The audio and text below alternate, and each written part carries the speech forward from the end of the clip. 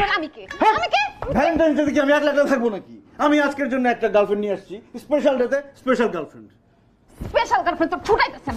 আমি তো ছুটাইতেছি। ও বাবালে।